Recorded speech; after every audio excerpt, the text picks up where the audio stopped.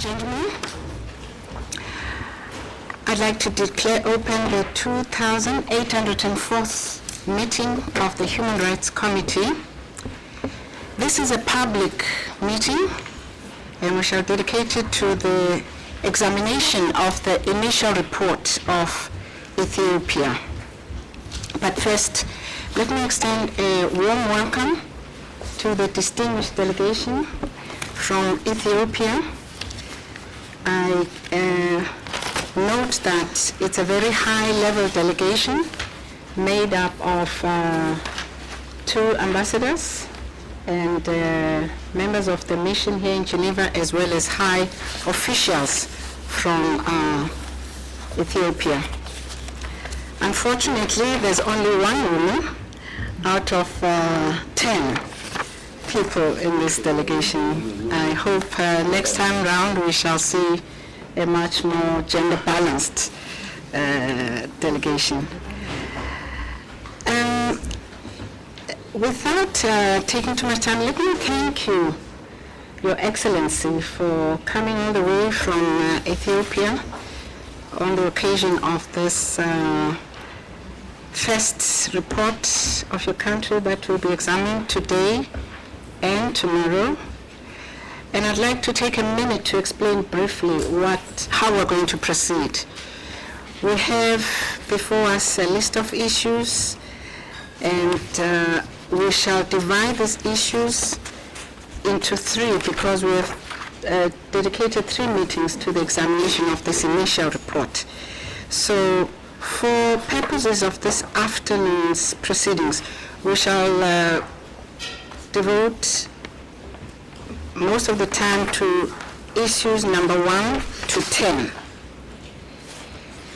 Members of the committee will ask questions, will take up issues with written replies that you have already provided us.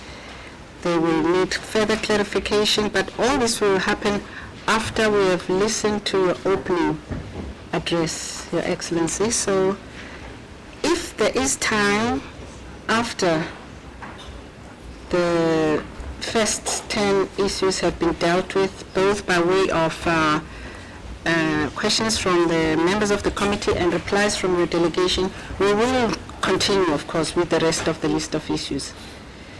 But for now, let me give you the floor to make your opening remarks and to introduce members of the delegation. Thank you, sir. The floor is yours.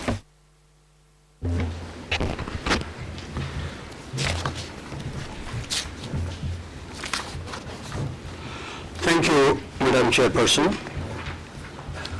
Madam Chairperson, distinguished members of the committee. Allow me first to express my delegation's deep appreciation to the committee for this opportunity to present Ethiopia's initial implementation report under the International Covenant on Civil and Political Rights. We sincerely thank the committee for the advanced queries addressed to the Ethiopian government. In addition to Ethiopia's written response, this initial statement will also address some of the main issues identified in the list of issues. My delegation takes this opportunity to express its gratitude to the Office of the High Commissioner for Human Rights for the technical and financial support it has so generously provided in the preparation of this report. At the outset, allow me also to introduce the Ethiopian delegation. The delegation is composed of officials from the Ministry of Foreign Affairs, Ministry of Justice, Federal Police Commission, and the Federal Prison Administration Office and Office of Government Communication Affairs. I am confident that the composition of our delegation and the unique expertise and skill of each member will provide an opportunity for a fruitful discussion on a range of policy and technical issues pertaining to the implementation of the covenant by Ethiopia. The members of the delegation are as follows. It's first, I am the head of delegation. I'm special advisor to the Deputy Prime Minister and Minister of Foreign Affairs. Next is His Excellency Mr. Menelik Alamugetahun, our ambassador here, Ambassador Extraordinary and Plenipotentiary, Permanent Representative of the Federal Democratic Republic of Ethiopia to the United Nations Office at Geneva and other international organizations in Switzerland. He's next on my left. Then we have next to him Mr. Zanile Kabere Korcho, Director General, International Legal Affairs Directorate General, Ministry of Foreign Affairs of Ethiopia. We have, as you indicated, the female member of our delegation, who is, for the moment is not here. She will be here momentarily. Ms. Lilith Zalbe Gabramariam, Minister Counselor, Permanent Mission here in Geneva. Next, we have Mr. Girma Kasaya Ayo. Could you please? Ayo, Minister Counselor, Permanent Mission here. And then we have Mr. Mabrati Taklamariam, Deputy Director General of the Federal Prison Administration. Then we have Mr. Demunu Asafa, Senior Political Advisor, Office for Government Communication Affairs. Then we have Mr. Fasikau Molla, Public Prosecutor, Ministry of Justice of the Federal Democratic Republic of Ethiopia. And then Mr. Rattatasfaye, Deputy Commander, Ministry of Defense, Ministry of the Federal Democratic Republic of Ethiopia. Federal Police, Deputy Commander of the Federal Police.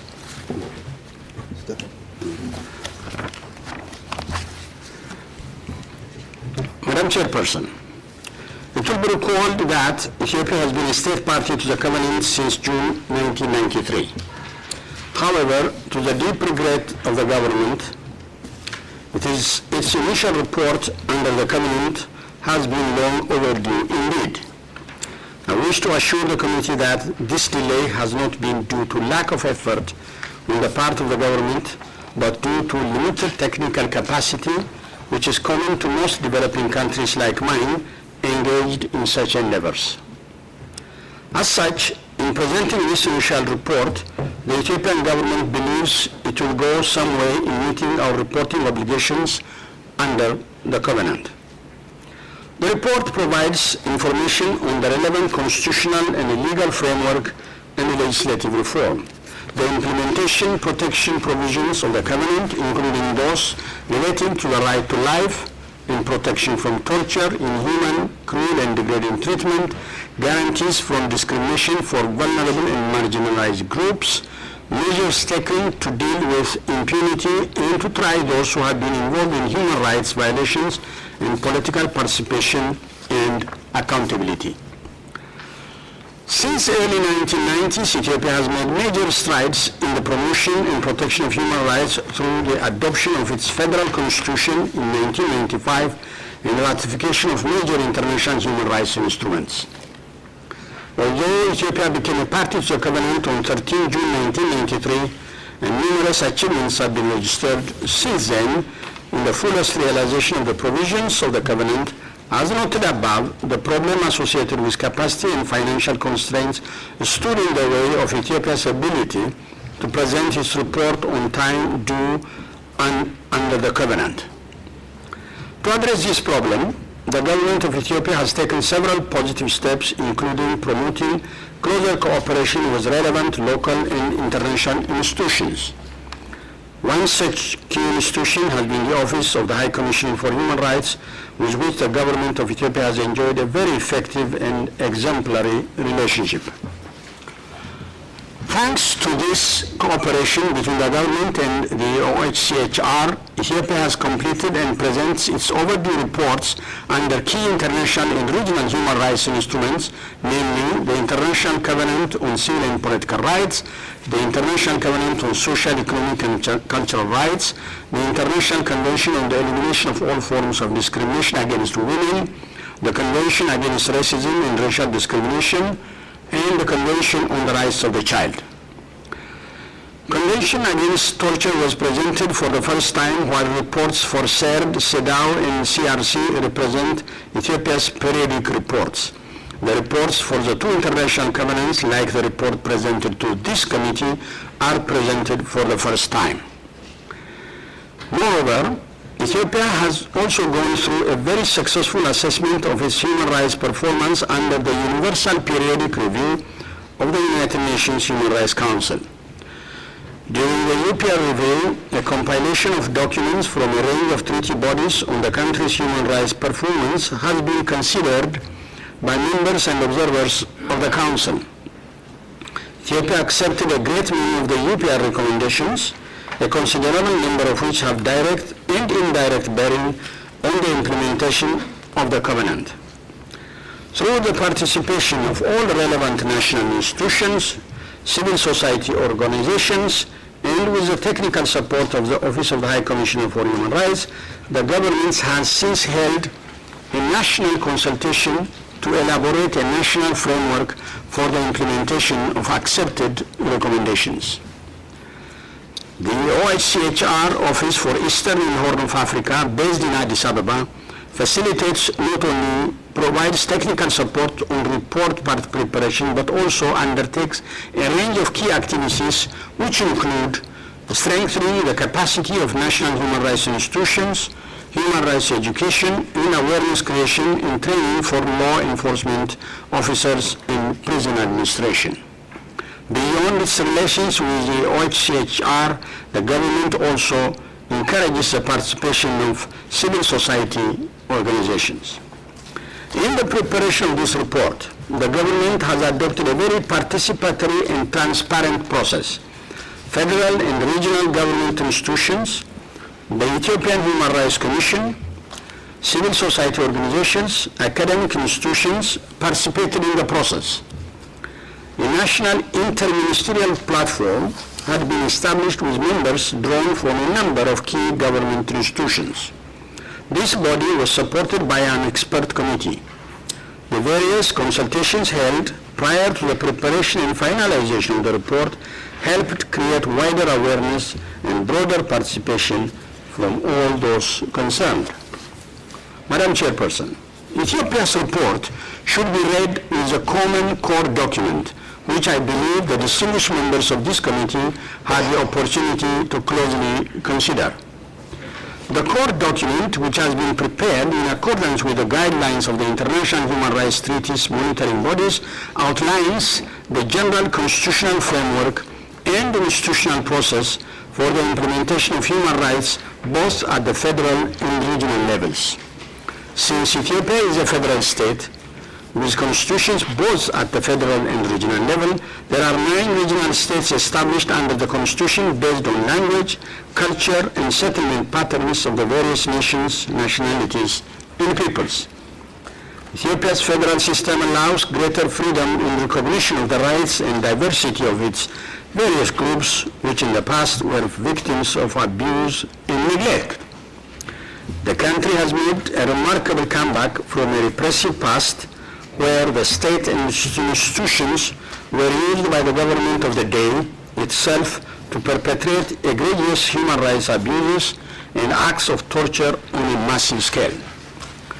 After coming to power in 1991, the government of the Federal Democratic Republic of Ethiopia ran one of Africa's extensive accountability and trial processes, which brought to justice officials of the former military regime who were directly involved in genocide, crimes against humanity, torture, and other serious crimes. The Ethiopian Federal Constitution, which came into effect in 1995, recognized almost all the key human rights and freedoms recognized under the relevant international and regional human rights instruments and bars the application of statute of limitations for crimes of genocide, war crimes, and crimes against humanity.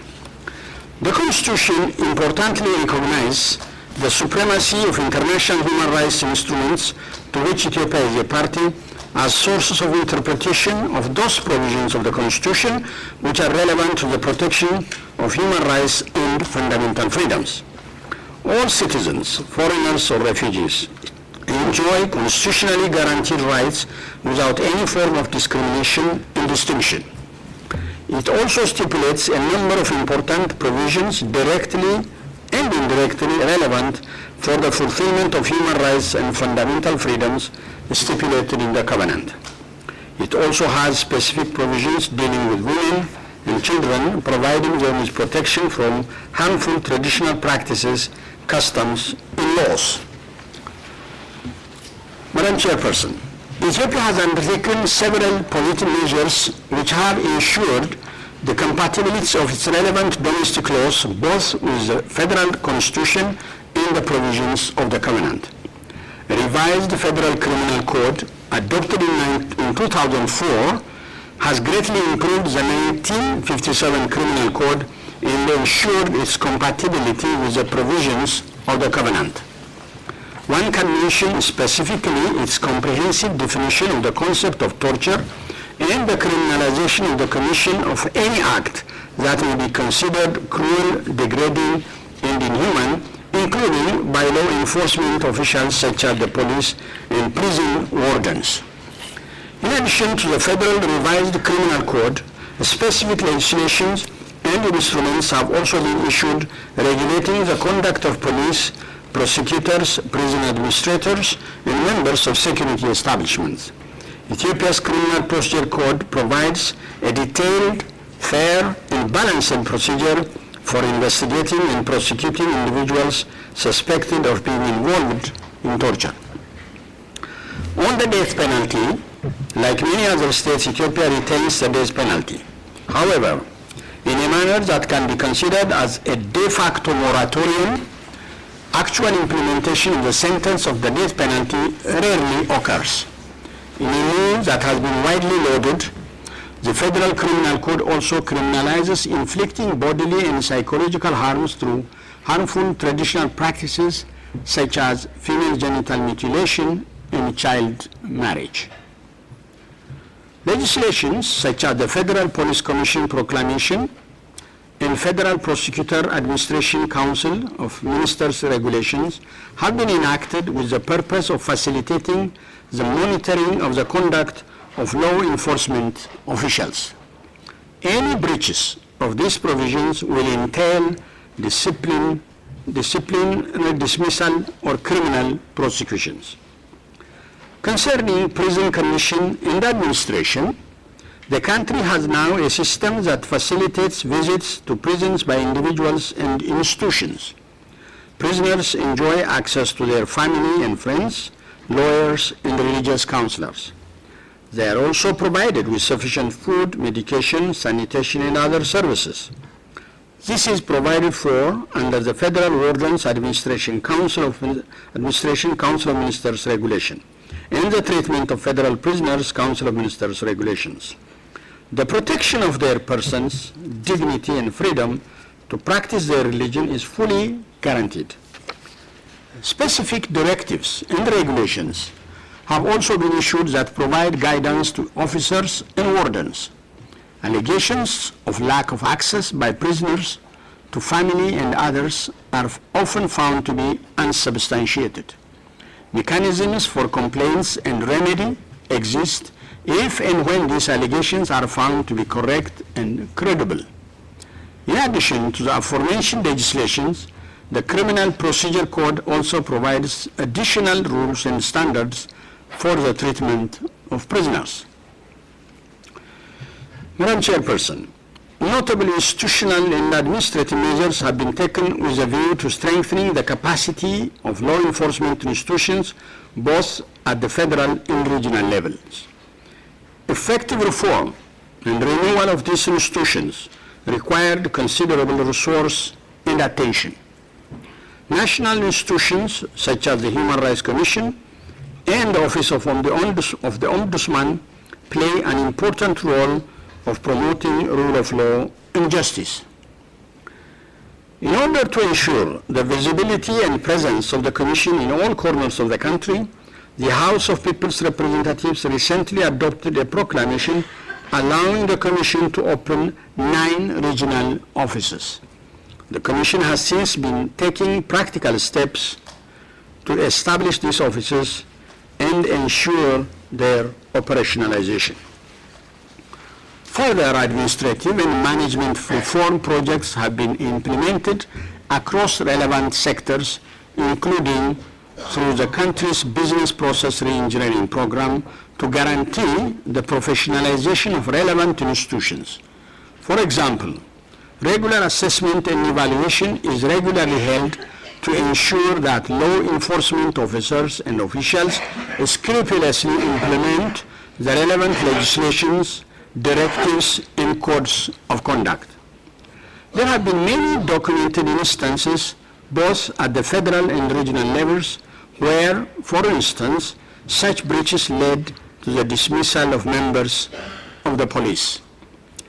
The government has facilitated an independent monitoring of law enforcement organs and prison administrations, including by a special procedure of the African Commission on Human and People's Rights, the National Human Rights Commission, and several civil society organizations.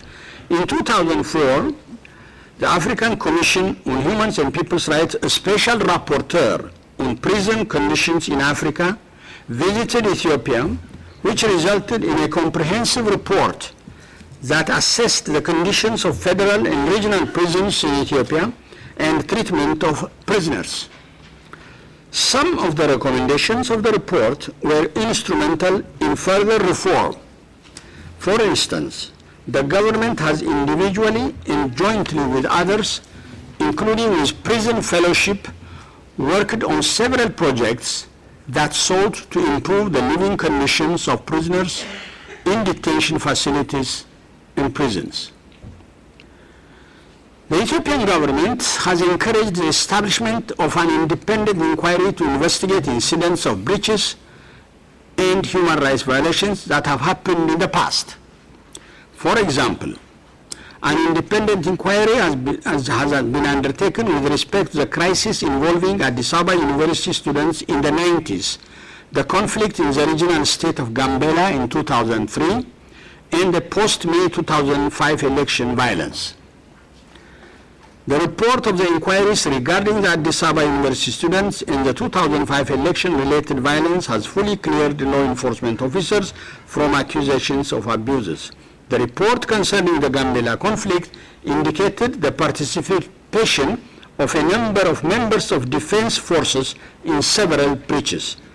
This finding led to a trial and conviction of 6 members of the defense forces.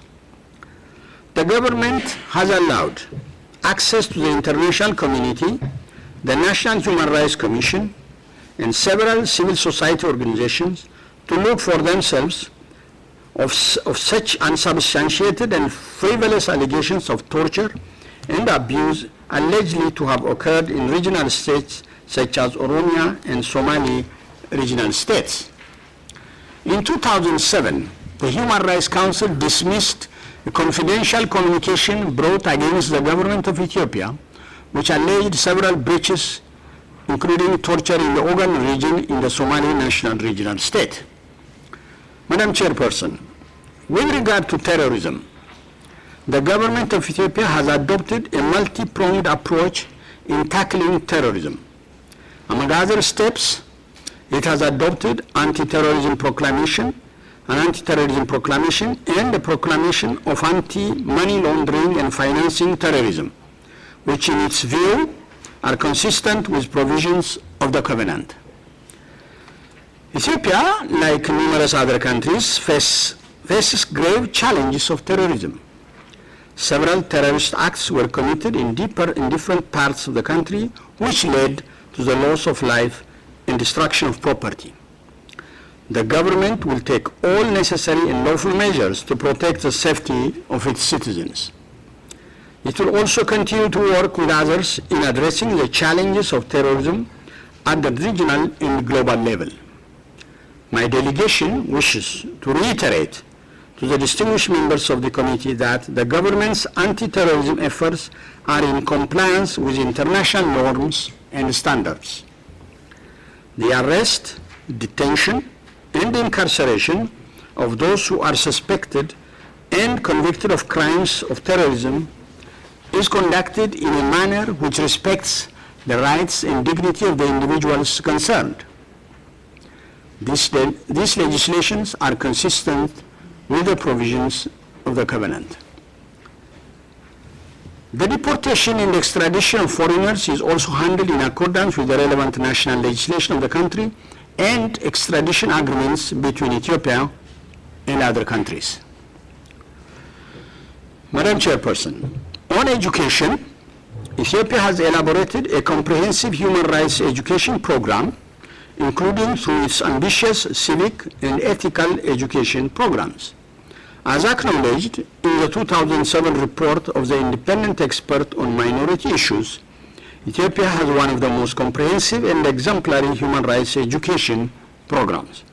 The civil and ethical education program is an integral component of the education curricula starting from primary school to the tertiary level. Now, Ethiopia's school children learn the core tenets of human rights in school. With the current enrollment of over 90% for primary schools, the impact of this program cannot be underestimated. The role of education, especially in ensuring the responsibility of non-state actors in the protection of individuals from torture and other cruel, degrading, and inhuman acts, is considerable. As has been noted, the Constitution provides for the responsibility of religious institutions, traditional mechanisms, orphanages, and other child care institutions to protect vulnerable groups such as women and children from harmful traditional practices and corporal punishment. The government has set up a national coordination mechanism for the promotion of eradication of these harmful practices, which works both with the educational institutions and the traditional mechanisms. This further complements the effort by the government to tackle the problem through legislative and law enforcement means. Training for police officers, prison administrators and staff, members of the defense forces and security, prosecutors and judges is also important for empowering relevant institutions to effectively implement the Covenant. The Federal Judicial Training Institute helps train prosecutors and judges, including on human rights and fundamental freedoms. The Ethiopian Ministry of Defense has an excellent tradition of training in international human rights and humanitarian law, including through cooperation programs with the International Committee of the Red Cross. By working with organizations such as the National Human Rights Commission, higher education institutions, and civil society organizations, training at several levels has been undertaken involving key institutions and sectors. Madam Chairperson, Ethiopia faces numerous challenges in its unrelenting efforts towards the full realization of human rights and fundamental freedoms enshrined in the Covenant. In meeting these challenges, lack of awareness, necessary skills and technology are significant hurdles. We believe we can meet these challenges with continued educational and capacity building efforts. All-round assistance, cooperation, and understanding are indispensable for the success of our endeavors. In conclusion, Madam Chairperson, on behalf of my delegation, I once again would like to thank the distinguished members of the committee for this opportunity, and we look forward to a fruitful discussion, during which the delegation will provide additional information and update the replies to the list of issues from the committee. I thank you. I thank you, Your Excellency, Ambassador Aboya, for your informative opening statement. I will now open the floor to members of the committee to pose questions arising from the list of issues, as well as any additional questions they may have from new information or developments in the country. First on my list is Mr. Oflaity. I give the floor to you, sir. Thank you, Madam Chair.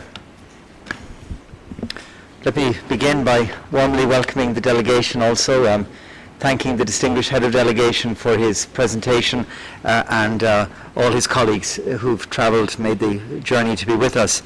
It's an important day. Any consideration of an initial report is a headline day. And so it's for that reason that we take extra time for this first ever consideration of a report submitted by a state party, and it's a welcome moment. It's taken a long time, but again, the distinguished head of delegation has already discussed that directly himself. It has been a very long time since '93, but I do take full note of not only what the head of delegation has told us, but also the evident commitment that the state party is now showing to get its reports to the various committees, UPR, and to the treaty bodies, which is obviously very welcome. In that context, I'd like to applaud Ethiopia for its very good core document. It's really a helpful text. I've used it extensively in preparing for today, and I think it serves exactly the purpose that core documents are intended to serve. I would very much encourage the state party to keep it updated, because there are not many core documents of this quality out there, and it would be a shame to let it lapse into being out of date. I also thought the report was rather helpful. It presented a lot of real information about not only law but also practice, and inevitably we have questions and issues. But the initial report itself, I thought, was helpful. Turning then to the response to the list of issues, the written response, there I'd have to say that the material wasn't quite as helpful as I would have hoped.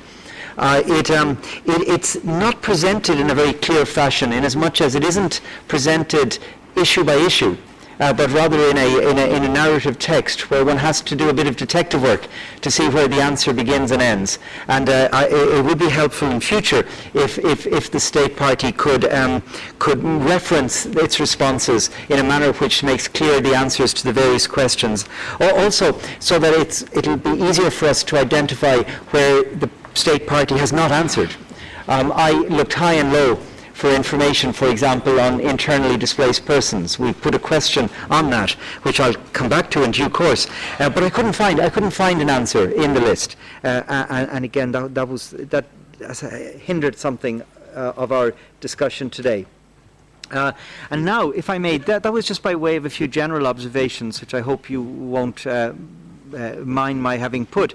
I'd like now to turn to specific issues in the list, and the first is issue number 1, where we raise the issue that other committees have also raised with regard to getting the human rights treaties appropriately referred to in the Federal Negarit Gazette.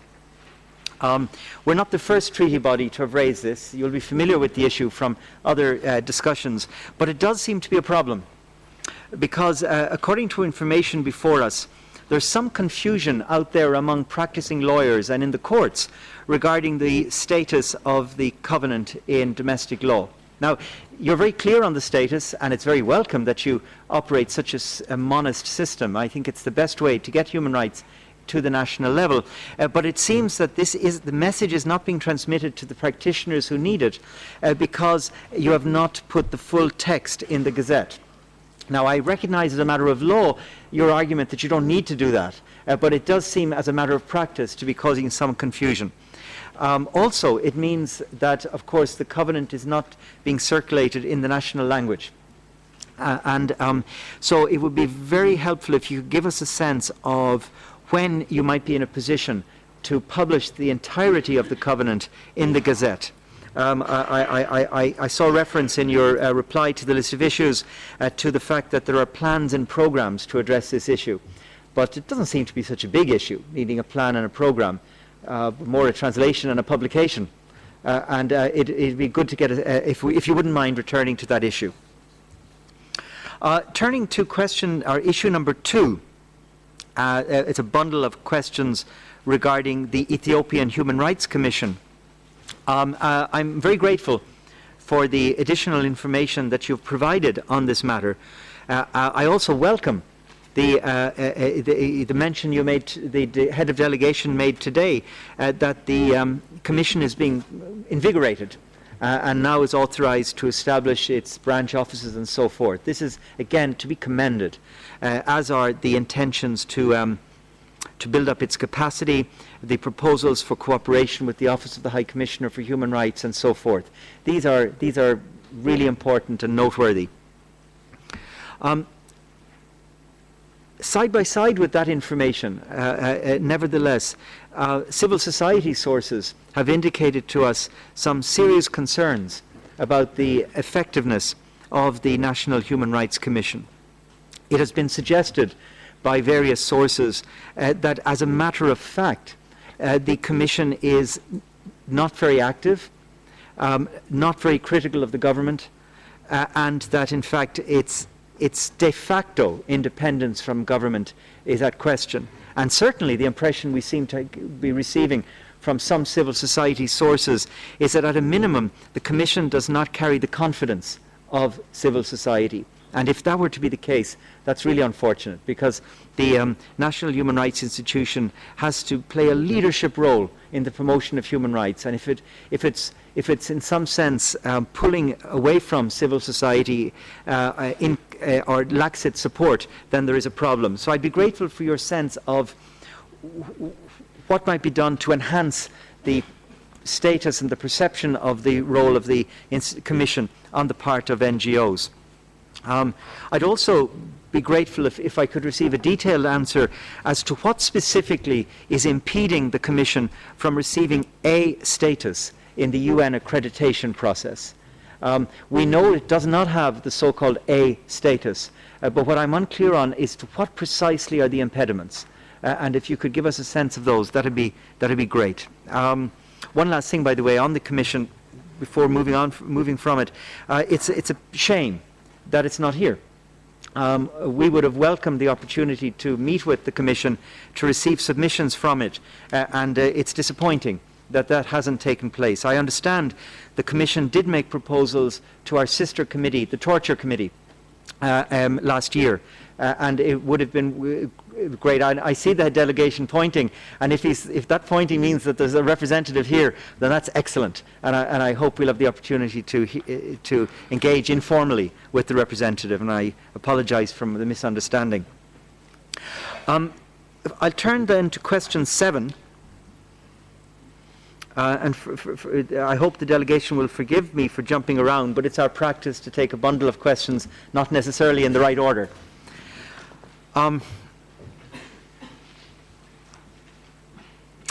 Question 7 was rather specific, referring to the actions to be taken in the federal regions to adopt and enforce legislation criminalizing gender-based violence as well as harmful traditional practices, particularly in the context of women.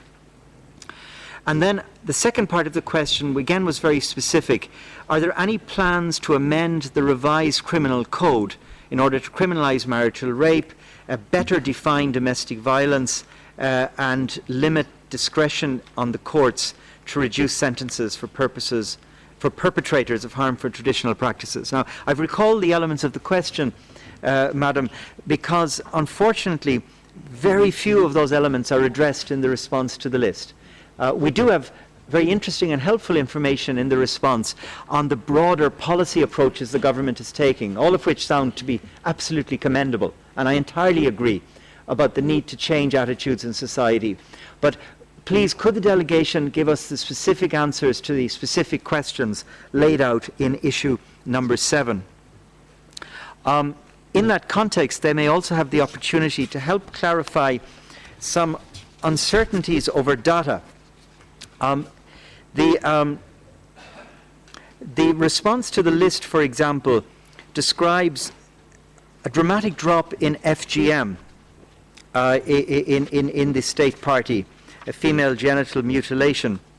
The prevalence has dropped, it said, to 12.7% in 2009. But then I noticed that the UN country team back in the UPR discussions said, or the UN country team informed the UPR process that in 2009, the year when the state party tells us it's about 23%, that FGM was actually 74%, at least within the age group 15 to 49. So there's a clear discrepancy between the figures that were used in the UPR proceedings and those that have been provided to us. And I'd be grateful if the delegation could steer us through and give us a sense of what the actual situation is. And I must say, in reviewing the UPR material, I was struck by the very serious situation it appears to demonstrate. For instance, in UPR, the CSO coalition reported, and remember this is just last year, that harmful traditional practices are widespread, that Ethiopia was one of the countries with the highest rate of FGM in Africa, and so on and so forth. So again, it'd be good to get a reaction to that from the state party. Turning to question 8, the question regarding the criminalization of same-sex sexual activity. I've noted with interest the very precise reply on this in the written responses. It's a reply that we're not unused to. It's a reply that comes from some states that continue to criminalize same-sex sexual activity. And I'm unsure of the extent to which there's a space for a true dialogue on this issue. But let me nevertheless make a few points, thoughts, and look forward to a response from the distinguished delegation. The first is that the issue of decriminalization is very established jurisprudence now. It's no longer controversial, it's no longer contested, that the criminalization of same-sex sexual activity raises serious issues under Articles 2, 17 and 26, above all with regard, in other words, to issues of privacy and non-discrimination. And so there's a very clear obligation under the Covenant on this matter. I observe in that context that Ethiopia did not reserve on this matter when it ratified the Covenant. Second, I observe that the criminalization is not just a violation of privacy and non-discrimination rights, it also engages many other articles of the Covenant, such as the right to life, Article 6, because it's well established across the world that criminalization results or contributes to patterns of stigmatization, of violence, and of a failure to deliver public health messages to homosexual members of the community. In that regard, I observe that the AIDS Resource Centre in Addis Ababa has actually reported, specifically with regard to Ethiopia, just the same patterns emerging. According to the Addis Ababa AIDS Resource Centre, many gay men report anxiety, confusion, identity crisis, depression, self-ostracizing, religious conflicts, and suicide attempts. Exactly the patterns that raise a multiple of issues under the Covenant. And so I'd invite the delegation to react to these observations and to help me understand how a state can invoke reasons of morals, public morals and social norms and culture in a manner which leads to suicide, stigmatization, violence, and all of the other issues that I've just mentioned. And finally, from me, in this first part of the dialogue, if I could draw the delegation's attention to issue number 9, which was indeed exactly the question on IDPs. We asked if any progress can be reported in adopting a comprehensive national policy on IDPs, and we also asked which government department has been officially designated for the protection and the assistance of IDPs. Now, I couldn't find any answer in the written response. If it's there and I missed it, then I do apologize, and I hope it could be pointed out to me. But it would be helpful to get an oral response today, to the extent we don't have it in writing. It would be also useful if, in responding, the delegation could take account of information before us. For example, again, the source is the UN country team reporting in the UPR framework in 2009, where it indicated that there is the absence of a national IDP policy and the absence of a state organ responsible for assistance to and protection of IDPs. And so on and so forth. They then outline particular problems such as lack of access to safe drinking water and poor sanitation, particularly affecting the health status of displaced populations. The country team also spoke of IDPs living under constant threat to their security, living in poor housing conditions, and many with no shelter at all, or who live in shelters made of cardboard boxes. This is from the country team. It would be helpful to get a sense of what is the current situation. And I also notice from the another source outside the UN, the US State Department country report, that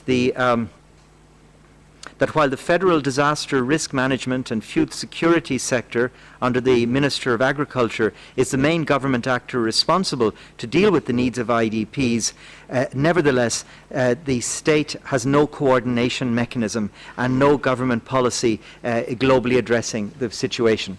So if you could give us a sense of what the actual circumstances are around these issues, that will help us, I think, greatly.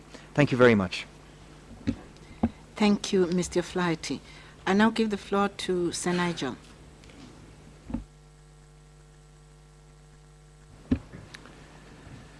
Thank you, Madam Chairperson, and I join Mr. O'Flaherty in welcoming the delegation, and I permit myself to say particularly led by Ambassador Ymer, who has contributed much to the international protection of human rights at the UN level, and it's particularly pleasing to see him heading this particular delegation today. I'm going to be asking some questions on a number of the issues that were before the delegation, and I'm going to start with issue number 4, the question of the anti-terrorism proclamation. And first of all, I just want to say I'm very grateful to the government for the very detailed information it provides on the nature of that law, which in many respects is unproblematical. But there remain problematical areas. The suggestion that the definition of terrorism isn't too widely drawn is not easily reconcilable with the information which we have in paragraph 9 of the reply of the government. The Ethiopian anti-terrorism law under Article 6 intends to prohibit encouragements or inducements to commission, preparation or instigation of acts of terrorism through publication. Now,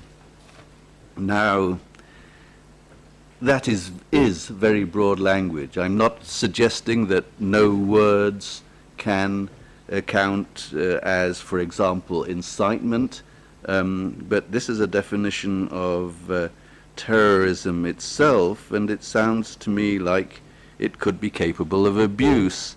And that fear is certainly reinforced when we get reports that journalists get themselves arrested on grounds of violation of this particular proclamation, for example, when seeking to enter the Ogaden region, or even perhaps more recently when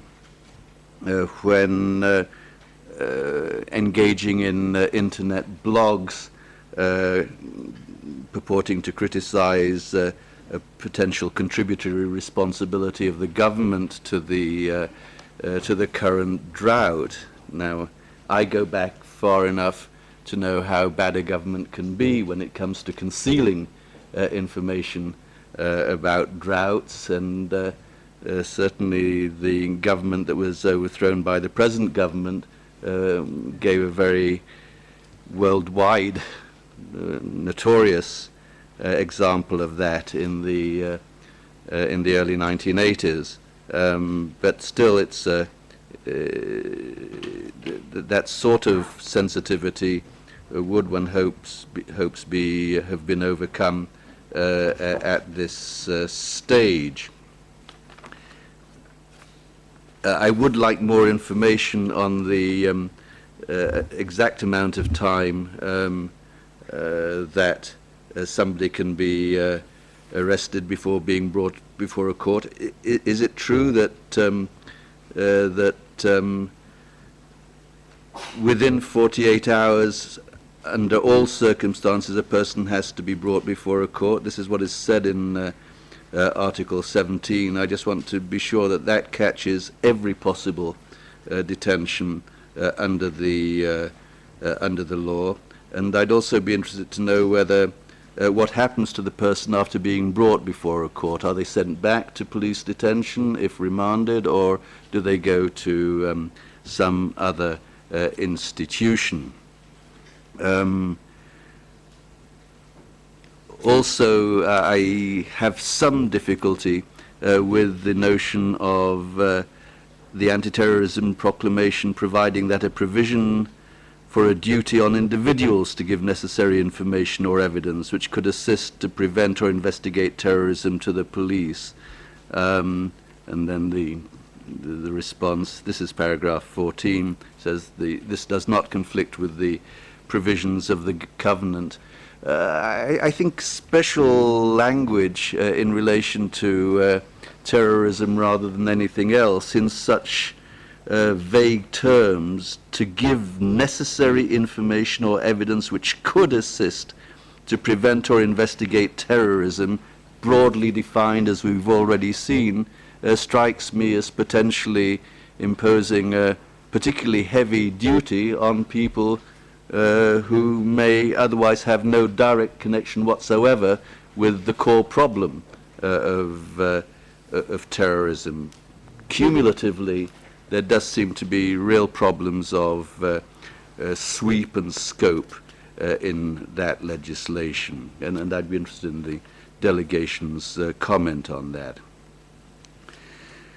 Moving on to a totally different area in issue number 6, relating to Article 3, like Mr. O'Flaherty, I had some difficulty following the written responses, but as far as I can see, there has been no clear response to the question as to whether the state party plans to abolish polygamy, including by revising regional legislations such as the family law of the Tigray region, which allows polygamy if the practice is in line with traditional and religious customs, or the family laws of the Oromia region. If I haven't missed something, I'd be grateful for some information about that issue. Are we wholly misinformed about the existence of that issue? Then moving on to issue number 10, the question of refugees and their taking up of employment and access to schools and so on. Here again, I can find no response in the response to the list of issues, and I'd be grateful to the delegation if they have anything to add on that. I'd also be grateful to know if it's true that refugee children who may be born in Ethiopia are not entitled to Ethiopian nationality or even a birth certificate, and if that's the case, what implications that could have for the individuals and their families altogether. One interesting development that's been brought to our attention is the out-of-camp policy which the government extends to refugees from Eritrea, which of course allows them then to mingle in the community and travel around the country in search of means of subsistence and being self-reliant. And the question, I guess, is here whether that policy could be extended to others. And of course I'm mindful of the pressure the state party is under. The enormous influx of refugees over the years, and particularly right now, is something it would be insensitive, to say the least, not to acknowledge. And as somebody coming from a region which doesn't begin to know those problems of refugee numbers, and is still allergic to the issue of asylum seekers as well as other refugees, it is with a certain humility that I ask the question, but as a member of the committee, I do need to ask it. And finally, moving on to the issue of issue number 15, and the question of the violence, in the post-election violence and the Commission of Inquiry. It's very hard to come to terms with this. I understand the reply. The Commission of Inquiry decided that the force was necessary and proportionate, and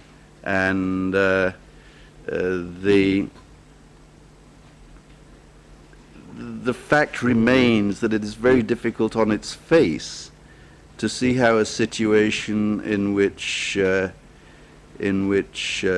police officers, whose death of course is a matter of grave concern, and 193 civilians, is likely, on the basis of our experience of these things, to have been solely the result of a necessary and proportionate use of force.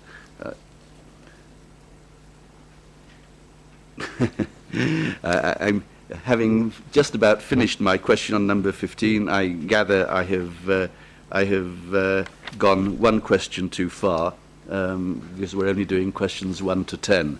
So I'll be very happy to wait for the answer to question 15, and of course I won't repeat it. And I do apologize for adding to mine and the delegation's workload at this stage of the deliberations. Thank you.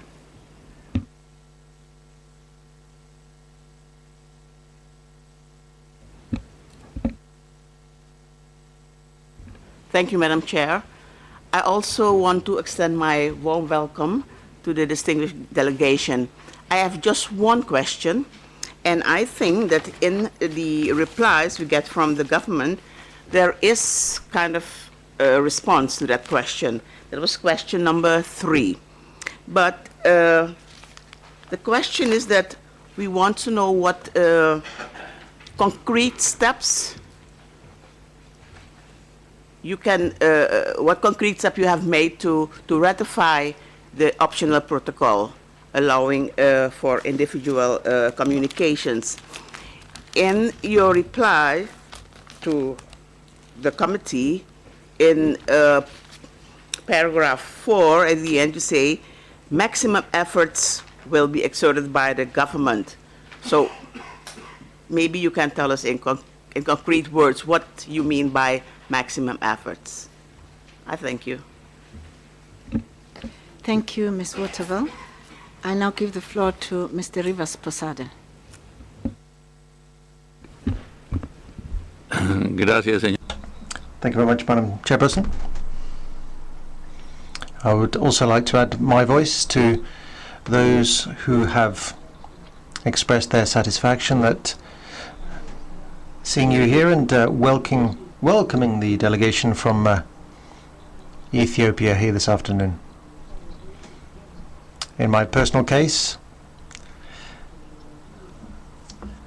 I'm delighted to meet the ambassador once again. For several years we worked together within the context of the subcommission. May I also highlight the interest of the state party in responding to a list of issues responding comprehensively to our list of issues. They have sought to cover the majority of the aspects, or the aspects that the committee is interested in. But as has been pointed out also, I must point out myself that it would have been much more preferable for these issues to be presented in a much more organised fashion, referring to the individual articles of the Covenant and also referring to the specific issues that were raised, so that it would have been easier for us to read them. In the current format, it's not easy for us to link together the answers with the issues raised. Let's hope that in the future, not only with Ethiopia, but with all of the delegations who come to see us, let us hope that they can take into account the appropriateness of linking specifically the issues to the answers, or the answers to the issues. And also linking these to the specific articles of the Covenant. We would like, first of all, to refer to issue number 5. The committee is interested in question number 5 in clarifying some information and for us to have a better appreciation of the situation in the country with regards to gender inequalities. The delegation answered that the constitution of Ethiopia clearly establishes gender equality with regards to rights. And our key interest here is not only linked to the constitutional guarantee of a principle which is almost universally recognized in theory, but we're interested in seeing what happens in practice. And issue 5 focused on exactly what kind of laws you have developed stemming from this principle of equality enshrined in the Constitution. We know very well that gender inequality is, or equality is not only a legal matter, but it's a cultural matter also, and therefore it's important that we take into account the efforts made by the country to change the culture therein and the social and cultural values, that is still the subject of the concern of the international community in this field.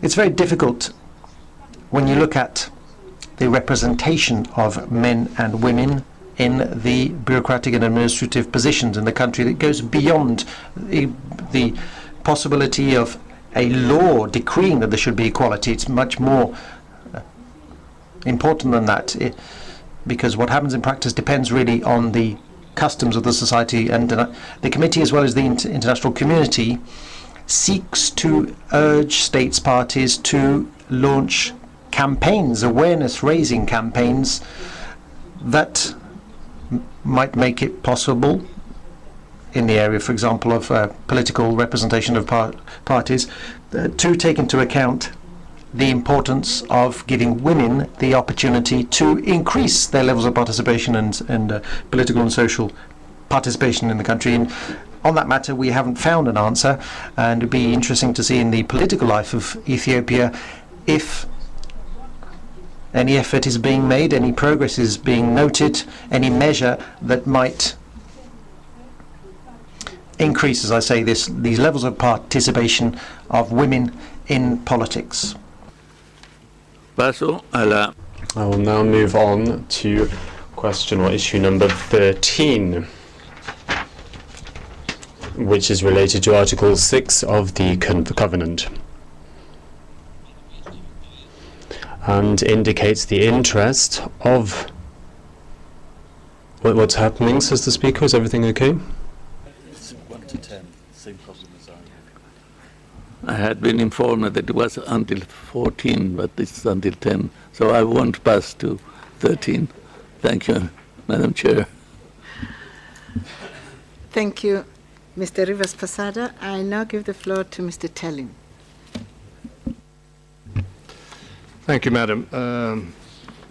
I'm on the safe side because I will be dealing with issue number 4. But before I move on to that, let me join colleagues in welcoming Ambassador Yimmer and the rest of the delegation. We certainly, as been said by Professor Flaherty, this is a occasion to be marked. And we all heard the explanation for the overdue report, 17 years, and the saying that better late than never comes into mind. And certainly we're happy to see you all here. My concern is what Sir Nigel Rodley touched upon regarding the anti-terrorism law, which is contained in issue number 4. The way I read the answer to that specific issue, namely paragraph 17 of your written answer, it seems to me that the 48-hour rule seemed to be without exception. I certainly, as indicated by Sir Nigel, would like to hear whether that assumption is correct or not. And I do that for one reason, because it seems to me that we have a live case where this seems to be tested. I'm here relying on information in the media that 2 Swedish journalists were detained by, I believe, the military 11 days ago in the Ogden province. They seem to have been affiliated, I believe, according to media report, to a group which is denoted by the Ethiopian authorities as a terrorist group. They have been detained by military, I believe. Whether they are now in military detention or in civilian detention, I do not know. But what I would like to have the delegation's answer to is what legal grounds there are for the detention as such, and how, if the report that they have been detained now for 11 days without having been brought before a judge or even charged, if that is true, how that is reconciled by the notion of a 48-hour.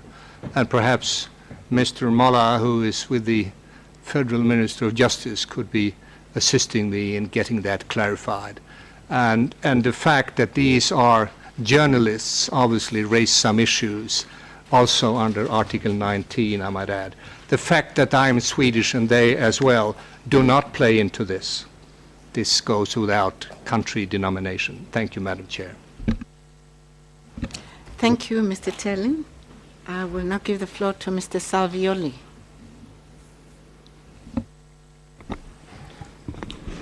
Muchas gracias. Thank you very much, Madam Chair.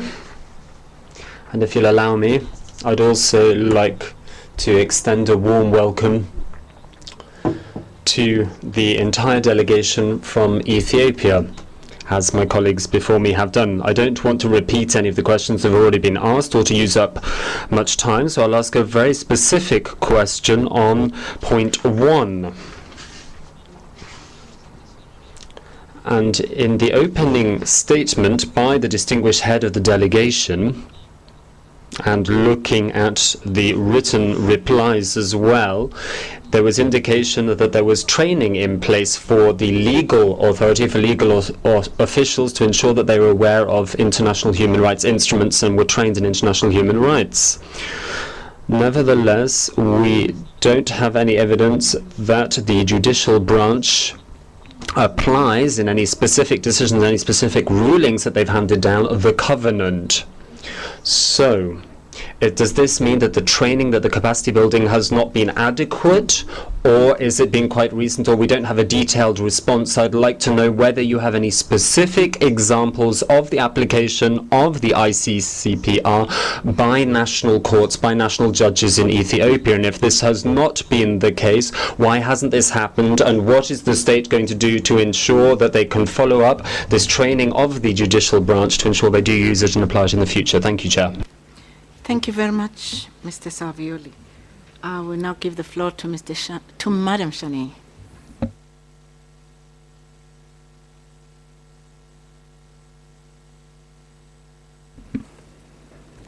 Thank you very much, Madam Chair.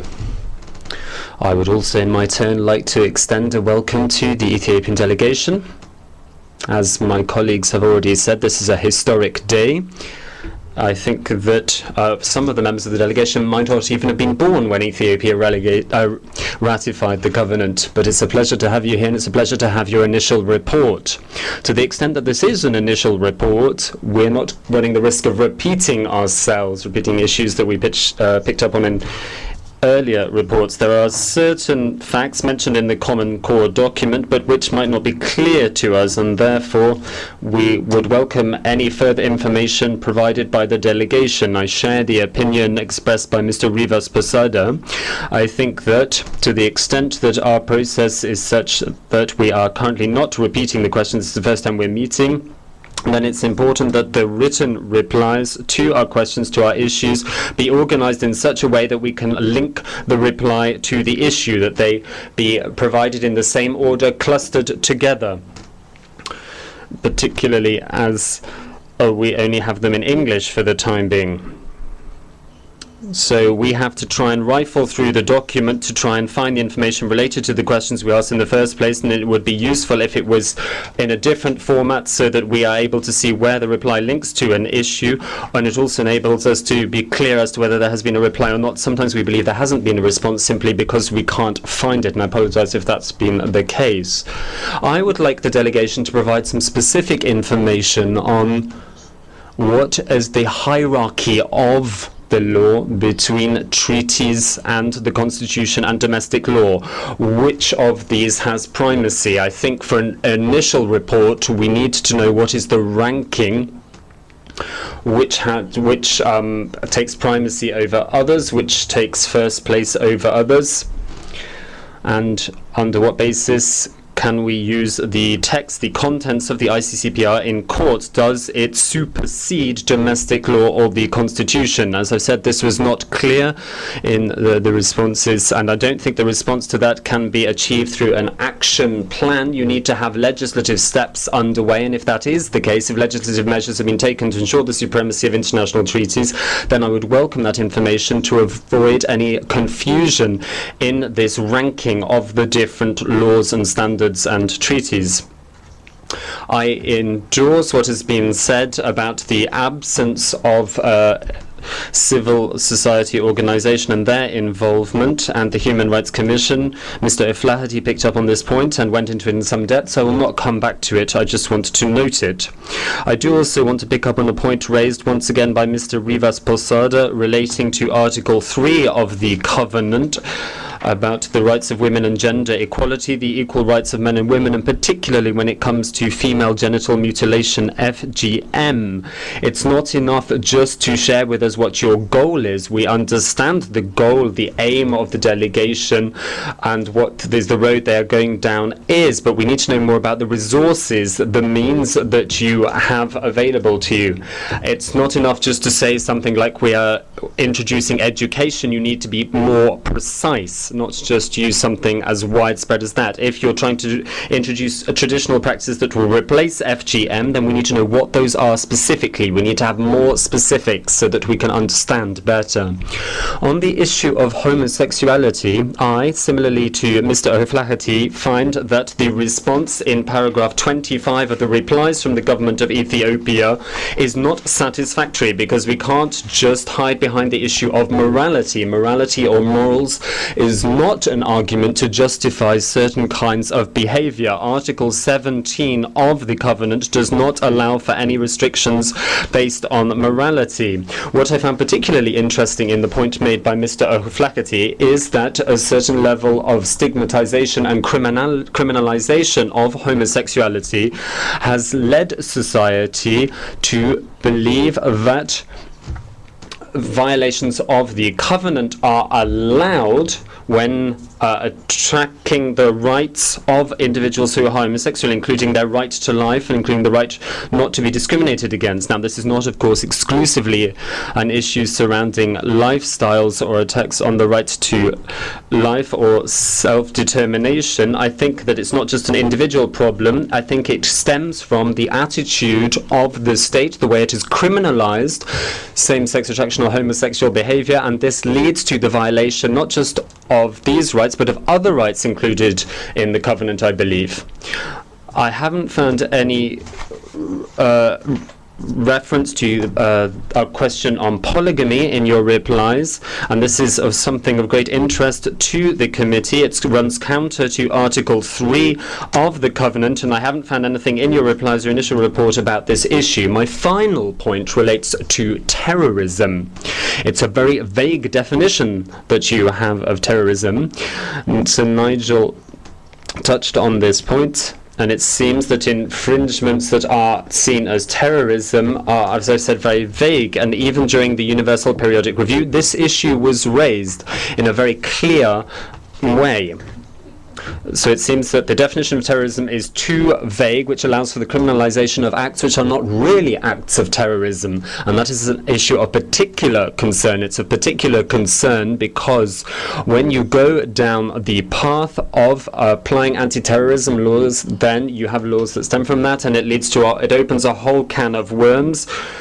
There are arrests carried out by the police without the individual being brought before a judge. There is no habeas corpus. People can be held for a long time without appearing before a court, without being taken to court. And this opens the door perhaps to torture and to undermining the evidentiary system or the need for proof. And this is not as solid as it should be. One accepts anonymous testimonies, for example, and we don't know how these are obtained. So based on this vague definition of terrorism and this broad-ranging definition of terrorism, this opens a can of worms, opens the doors, as I say, to further clear violations and infringements and breaches of the rights contained within the Covenant, including Articles 9, 14 and 7. So that concludes my intervention at this juncture, Chair. I'd like to thank you for having given me the floor, and I look forward to the responses from the delegation. Thank you. Thank you, Madam Chaney. I now give the floor to Mr. Amon. Thank you, Madam Chair. I would also like to extend a very warm welcome to the delegation of Ethiopia. Greet you. Welcome to Geneva. And I would like to thank them in particular for all the efforts that they have put into their report, into their replies, into being here with us today, and also for the presentation of the Common Core document, which is of particular interest to this committee and contains a great wealth of detail. I'd like to touch on two issues, if I may. The first relates to the position and conditions of women, and I would like to make it very clear and say loud and clear that whatever the interpretations or justifications used to underpin the practice of polygamy, polygamy undermines the dignity, the worth of women, and as a consequence, it infringes Article 3 of the Covenant.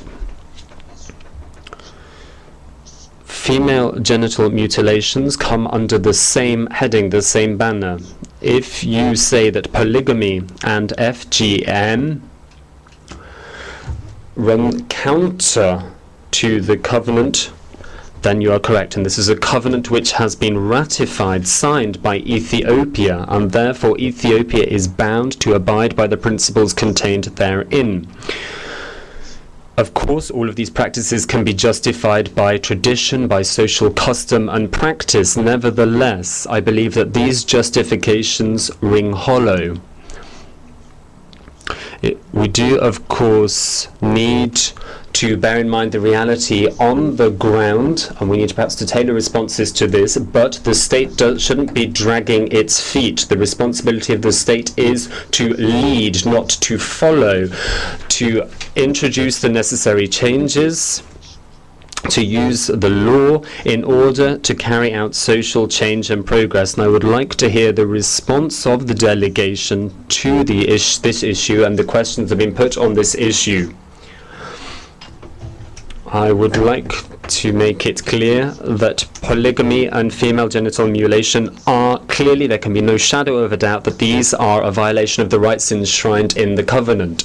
The second issue that I'd like to bring up, it's something that's already touched on by Ms. Chaney, and this relates to the place of the covenant in domestic law and in domestic legislature. And on the one hand, you have international law, international treaties, and then you have domestic law.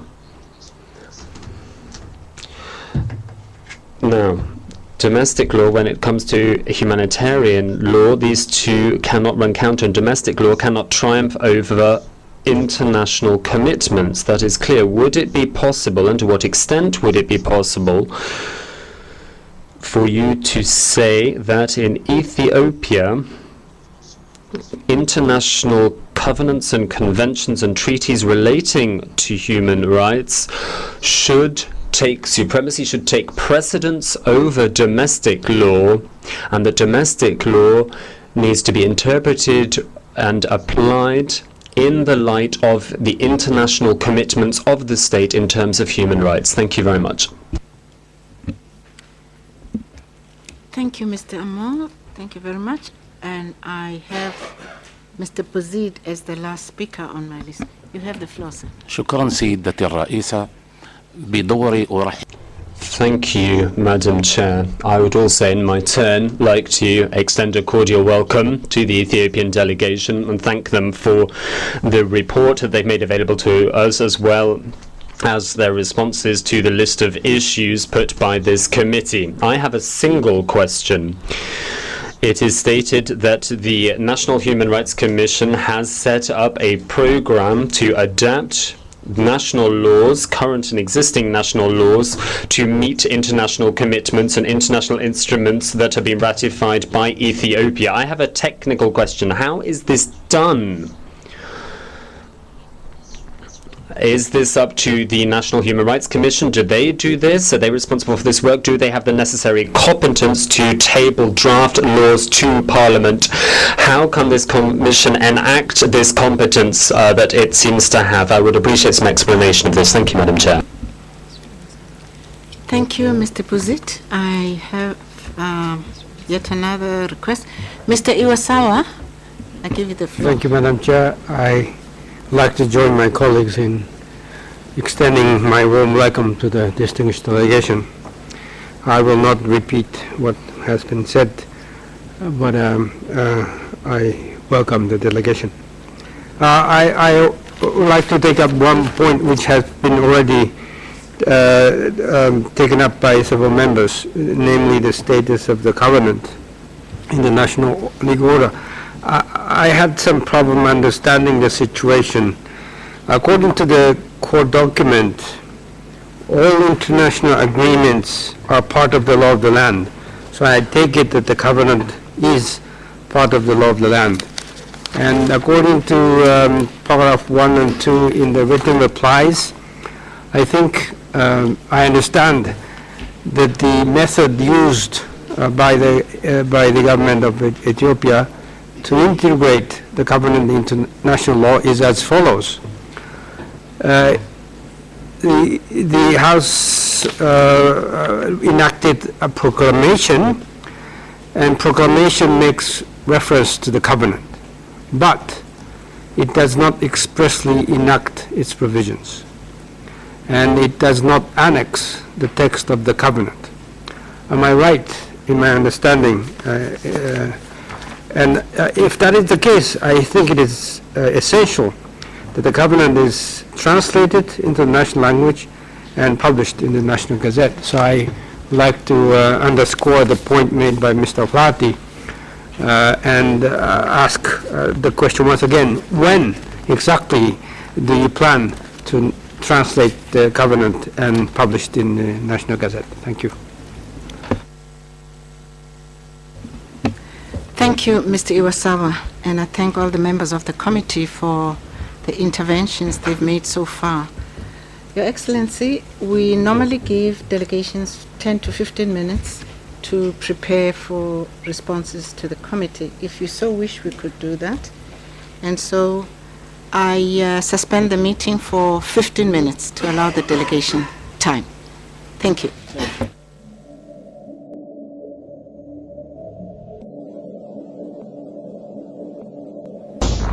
Ladies and gentlemen, we resume the meeting and will ask the distinguished delegation of Ethiopia to respond to all the issues that were raised by members of the committee. I give you the floor, sir. Ambassador Yimo.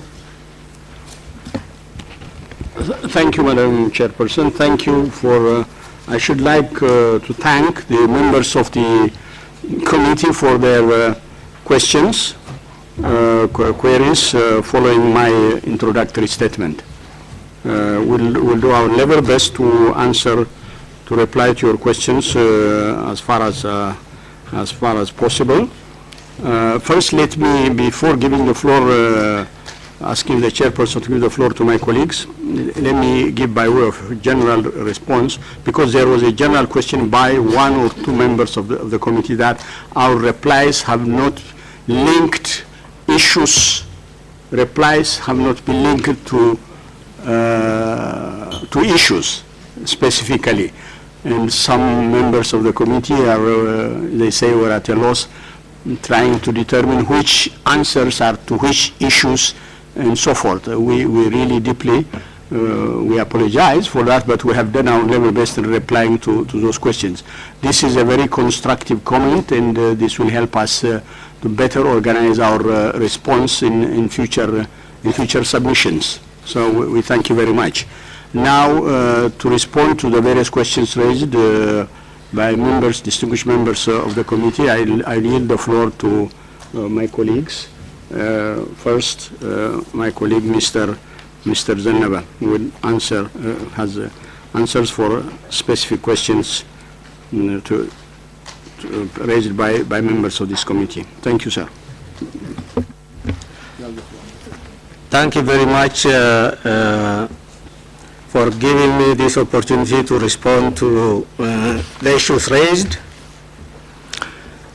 Regarding the status of the covenant within the hierarchy of domestic law and its publication in the official Nagarit Gazette of the country.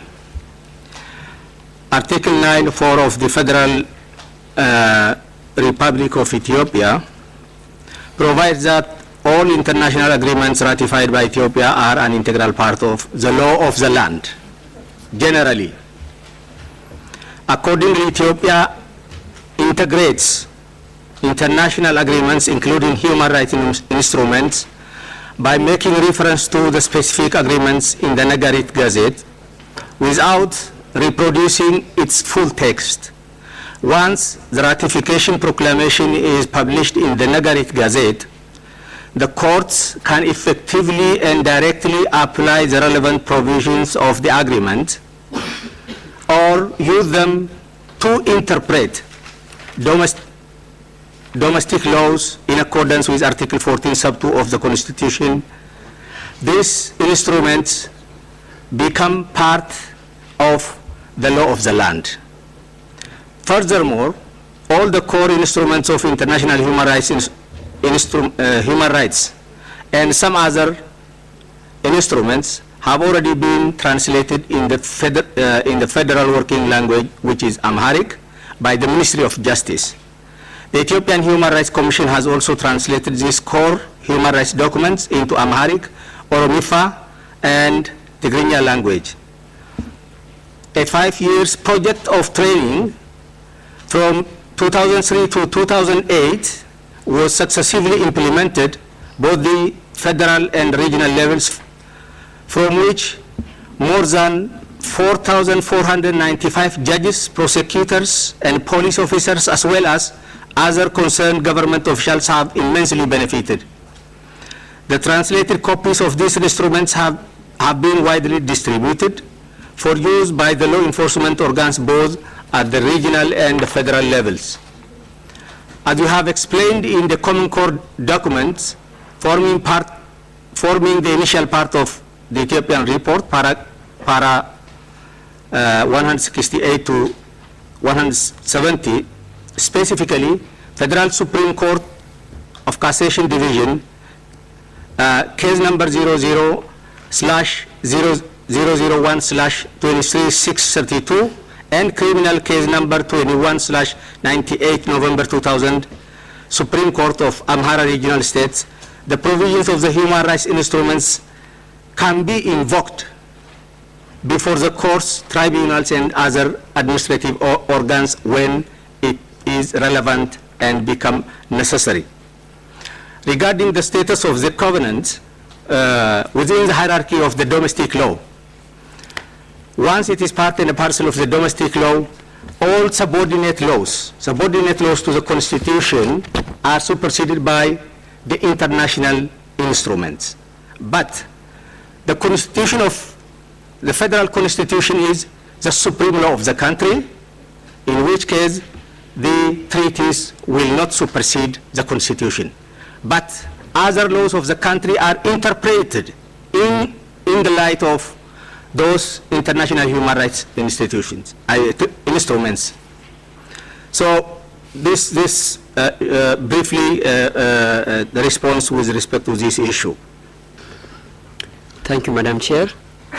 Now I'm going to respond for the questions raised in relation to the 48 hours in the anti-terrorism law and the violence against women, FGM, polygamy, and other related issues. Now I will start with equal access for men and women to education, employment, property, land, and credit. Women have equal access to everything with men. That is also enshrined and granted under the Constitution and other subordinate laws in Ethiopia.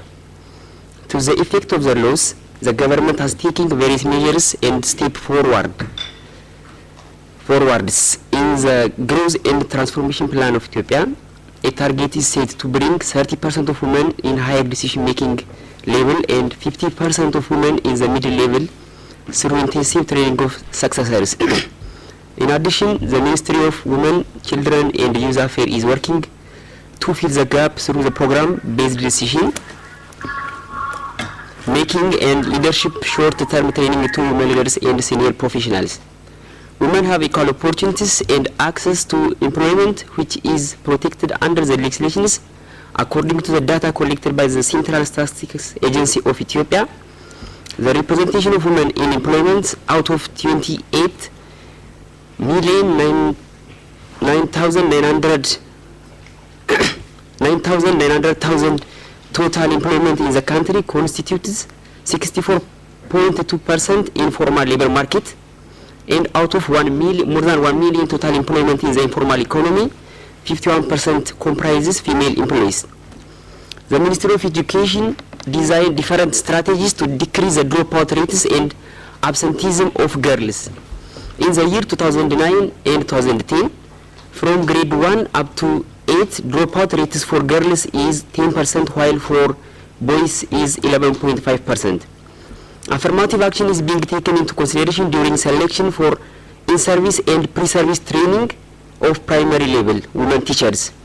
The Ministry of Education developed new section guideline for teaching staffs in secondary education. In the new selection guideline, 30% quota is reserved for female. The male candidates have to have CGPA of 2.5 for competition, while women are expected to have only 2.3% CGPA. Special measures and steps by the government are taken to increase the enrollment and success of females at all levels of the education sector, to increase female teaching staffs, to increase the literacy level of adult women, to increase access of girls to higher education, to bestow incentives to encourage parents to send their daughters to school, and to provide educational opportunity for girls with disabilities. Gender offices are operated in higher learning institutions to provide support and create female-friendly environment. Capacity building trainings on gender issue provided to officials and experts working on gender. Any farmer residing in each region, despite sex or any other reasons of difference, have equal right to own land. In line of this, women are ensuring their equal rights of land as their counterparts. The working system of land distribution gives priority to women, disabled and orphan children. According to the Rural Land Administration and Land Use Proclamation, a certificate of the joint registration of land by spouses which posts their photo is given to spouses. Now, this certificate becomes a guarantee for women in owning land and strengthening the position of women in land disputes. Female-headed households are given a land holding and use right certificate in women's name. With relation to FGM, violence and other harmful traditional practices, to combat violence against women and children, a national strategic plan is drafted by the Ministry of Justice, and it is expected to be endorsed by the National Coordinating Committee, which comprises more than 18 ministers and high-level government officials in the near future. The strategy has set action plans for better combating violence against women and children. Moreover, the Ministry of Women has planned to develop national strategy and action to prevent and combat harmful traditional practices, gender-based violence and violence against women. The public awareness raising campaigns to eliminate discriminatory traditional stereotypes and prejudices about the roles and responsibilities of women in society resulted with substantial changes in the attitude and total eradication of some harmful traditional practices against women. Public awareness by the Ministry of Women, Women Federation, Women Coalition and Women Association, along with awareness creation by other organs of government and non-governmental organizations, proved to be fruitful in its result of minimizing the prevalence of FGM and polygamy and other harmful traditional practices in the country. FGM is now on the verge to be totally eradicated from Ethiopia. Gender activists are established by self-motivation of the society in regions, particularly in Amhara region. These gender activists are undertaking missions to supervise and teach the community not to practice harmful traditional practices, including FGM. In Tigray region, they organized a women's development army in each local areas. 25 up to 30 women are come together and form one development army group, and all members are peer-reviewed each other as to the implementation in struggling HTTPs, how they protect the rights of women, and how they striving to economically empower themselves. These development armies are found to be the main advocates to the abandonment of HTTPs. The other one is the religious father. Religious fathers or religious leaders in the local areas played a vital role in shaping norms of social conduct that may limit women's special space in political, economical, and cultural life. A simple instance, in Afar region, legislation has been passed by the State Council on establishing religious fathers' role to combat and eradicate HTTPs.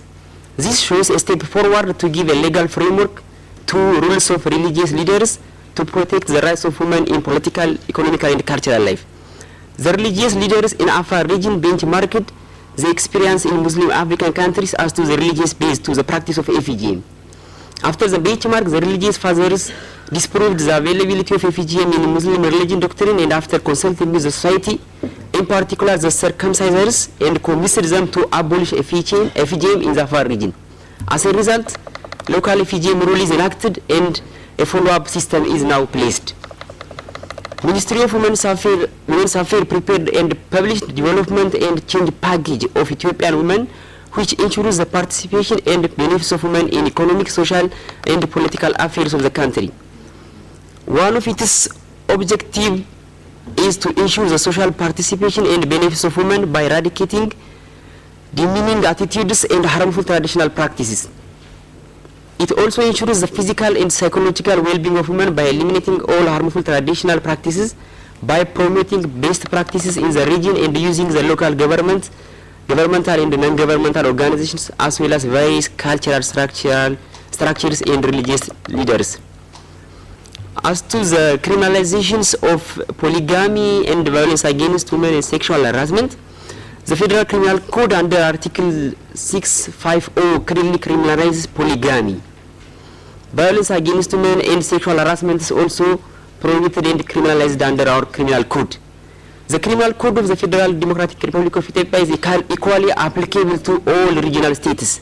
The regional states have no constitutional power or mandate to issue or to enact special criminal code.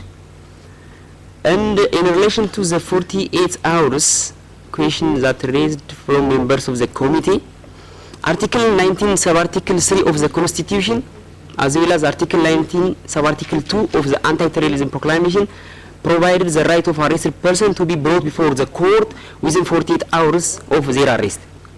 Such time, in fact, shall not include the time reasonably required for the journey from the place of arrest to the court.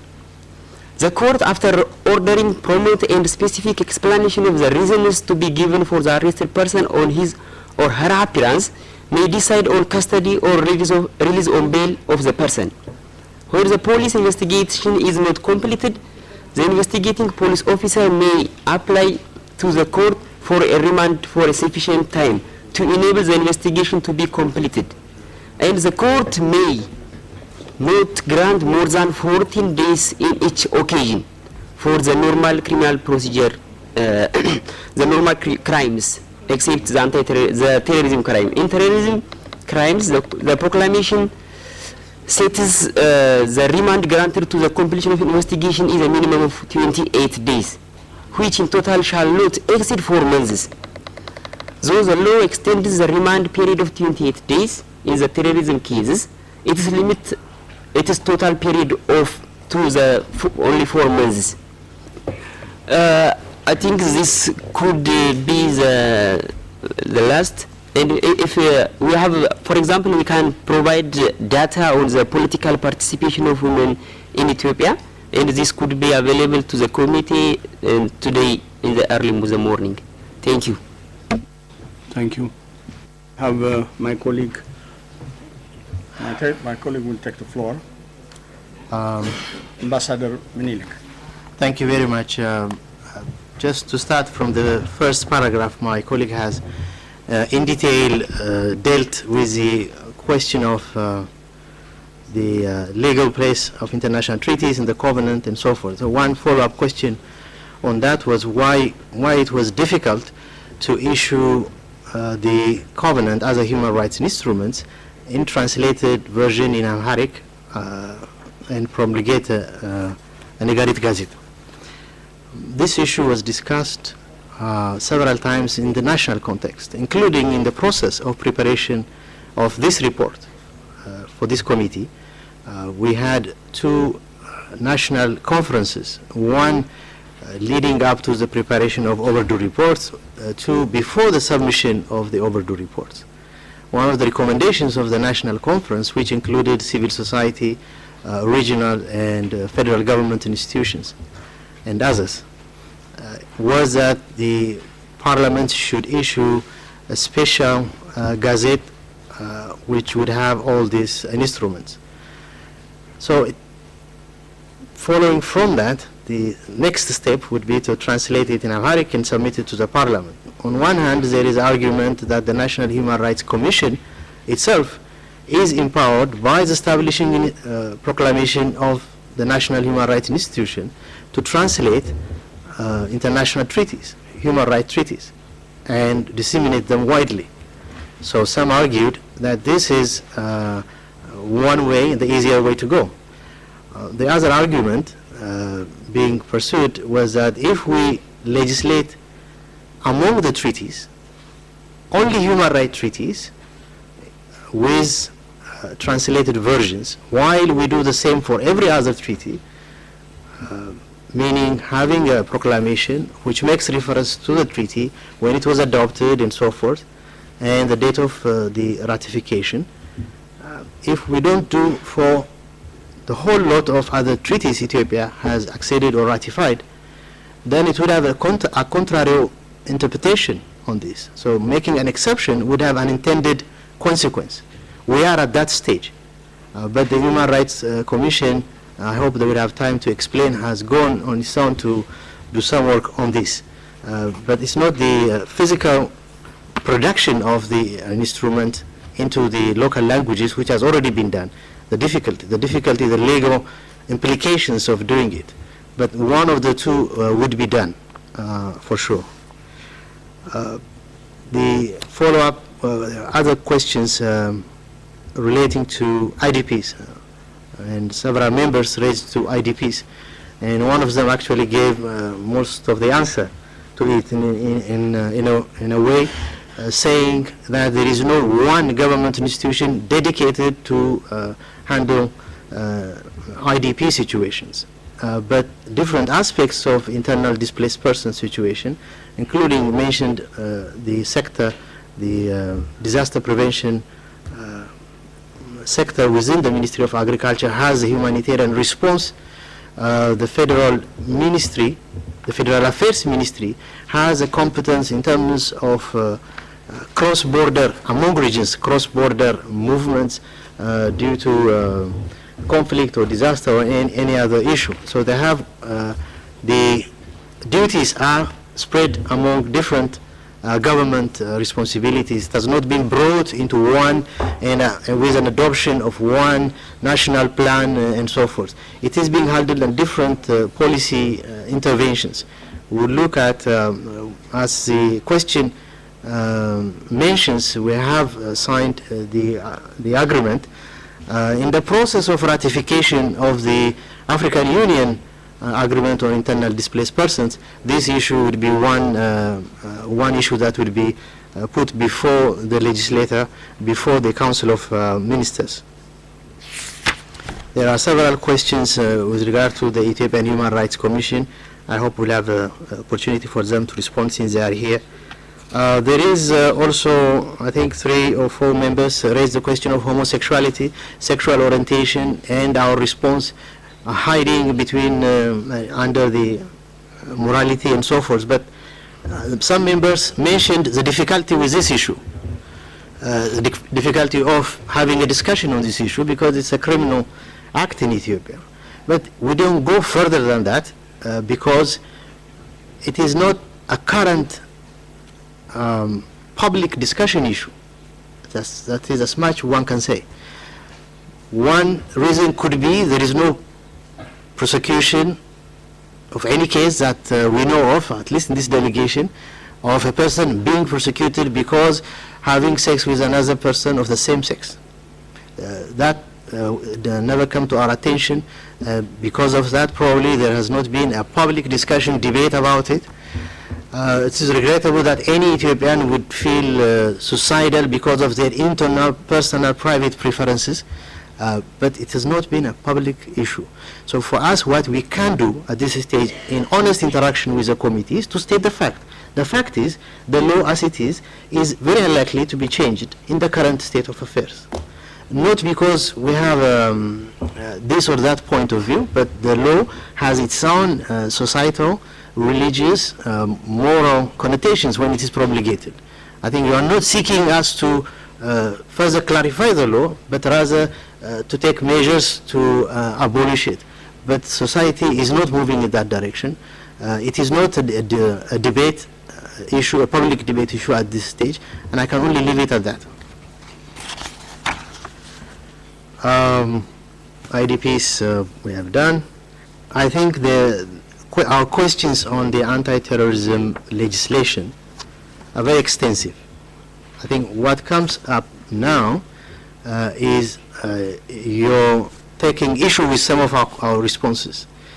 For us, this legislation went through a rigorous process of making sure that we comply with our international obligations and also draw from experiences of countries with similar situations, meaning with the necessity to have a legal framework to fight terrorism, because we have been affected by terrorism in our cities, in our towns, in our borders.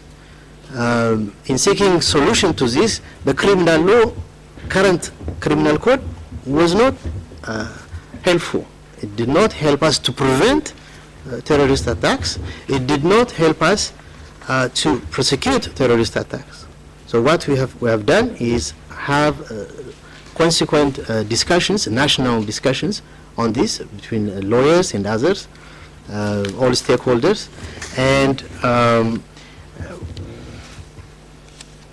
have also our obligations under UN conventions that would require us to take measures to fight terrorism, having regard to the UN Security Council resolution that oblige states to take measures.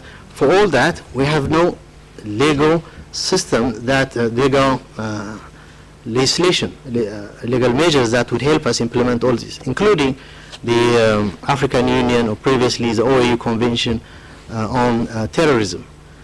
So we had to issue for all our own national security prerogatives and of course meeting our international obligations. And we have taken in all our legislations, and some of which we will consider subsequently, we have taken best practices of other countries, and literally you would find some of the paragraphs taken from other countries because we found them adaptable to our situation. I think that's as much that we can add to a written statement, because otherwise it would be re-submitting what we have supplied in detail in our response. Colleague covered most of the polygamy issues. With regard to refugees, we have a particular separate specific legislation on refugees that will help us determine the status of refugees and how refugees are catered for in Ethiopia. This was passed in 2004. That legislation has a paragraph that talks about employment, which says employment of refugees would be treated in the same manner as other foreigners in the country. So what is the practice? The practice is that refugees would work and would be provided services. I think most refugees, particularly from Somalia, have been engaged in private businesses, so they are allowed to open shops or boutiques and so forth, and they are allowed also to make investments, make buildings and so forth. Some segments of Addis Ababa is called after a certain refugee population because of the predominance involvement in terms of employment or creating jobs or having a visible presence. So refugees in general have very easy access to employment when they are in urban areas. I must add. This brings me the question of out of camp program. That program was necessitated for refugees from Eritrea because of particular needs of that refugee population. One, we had overcrowding in the camps. Two, most of them are young people fleeing from forced conscription and so forth. And three, unlike, for instance, Somali refugees who would be settled normally with people having the same, probably the same clan or same linguistic group and so forth, the Eritrean refugees would have the same linguistic area but not really having the same kind of support mechanism around them. So these young people would have to be provided with an opportunity to pursue their education or other trainings. So one way is to find resettlement for them abroad, and we have been successful in getting a small percentage from countries in the West, very small percentage, and others are pledging to do more. But the only solution that we found is to allow them to integrate in society and get education. Around 300 of them have been enrolled in different universities. To replicate that, as the member who asked this question raised, would be very difficult for the others, because currently Ethiopia hosts around 250,000 and the number is increasing, refugees.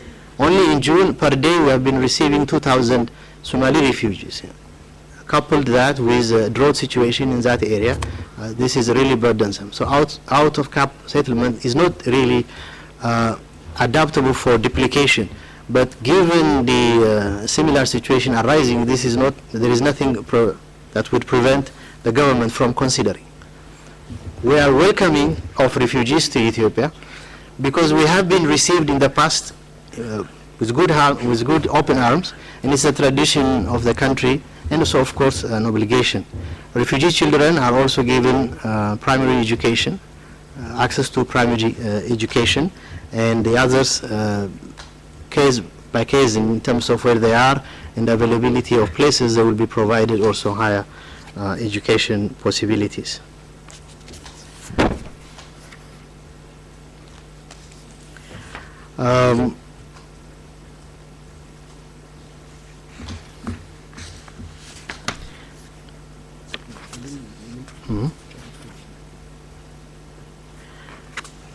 Judges, why are not judges applying the covenant? I think in the numerous discussions that we have about international law, international treaties, one thing we have raised in our submission, in our initial report, in the core document, is the knowledge of international law is not as widespread as the state party would like. We are trying, now we have around 20 universities, most of them have law faculties, and there are a couple of international law, human rights law courses, and there are additional supplemental courses, and judges are also provided. There is a separate training facility for judges during the recession time and other arrangements for sitting judges. But one possibility is the spread of international law is not as wide as one would like. The second one is most of the provisions of our constitution or other laws take exactly the words, some of them the words of the covenant in legislating. So the possibility or the need to invoke the covenant might not have arisen. But some writers in Ethiopia raised the question of the first issue that we handled today as a possible problem. But judges themselves in the conferences that they hold have not raised the lack of separate full text legislation as a problem for them or preventing them from quoting or referring to the covenant. Nothing would prevent them from using the covenant in direct application. As my colleague at the beginning raised, and it's also explained in our core document, there are instances, sample cases where international treaties are referred in cases. On the one case on the interests of the child taken directly from the Convention on the Rights of the Child. So there are examples, but we'll see in the future if judges would feel to need to refer to directly to the covenant. But at this stage, I don't get the conclusion that because of lack of the separate Nagarit Gazeta with full text would prevent them, the judges, from applying. I think they have said themselves it doesn't. Hierarchy of laws, we have, I think, done that. Leo? No. I think just to add on female genital mutilation and so forth, I think the member asking the question specifically in terms of it is rejection by the state party. I think there should not be any doubt that the state party takes this problem, a very serious problem, very serious violation of women's rights if it is not tackled in time. Thank you very much. Thank you. The one question which was raised was the issue of the optional protocol. Colleague, my sister and others raised, when are we going to accept the optional protocol? I don't know whether I can give you I promise we'll do it tomorrow. No, definitely we're not going to do it tomorrow. Let me tell you, go back history, go back to the Universal Periodic Review. Where I represented the Ethiopian government, both at the committee level and the council level, it was not, the optional protocol was not one of those recommendations which we accepted. Actually, we said this will be considered, it will be studied. But there were instruments like the Convention on Disabilities and the optional protocol to the Convention on the Rights of the Child, which we rejected, the latter, but we accepted subsequently. So we ratified the optional protocol to the Convention on the Rights of the Child, and we ratified the Convention on Disabled Persons. That was subsequent to the conclusion of our case in the Human Rights Council, the UPR. So we acted immediately, although we didn't promise that we would do these two things. So we ratified, we accepted the optional protocol, we signed and ratified the optional protocol to the rights of the Convention on the Rights of the Child, and ratified the Convention on Disabilities. So we are not ruling out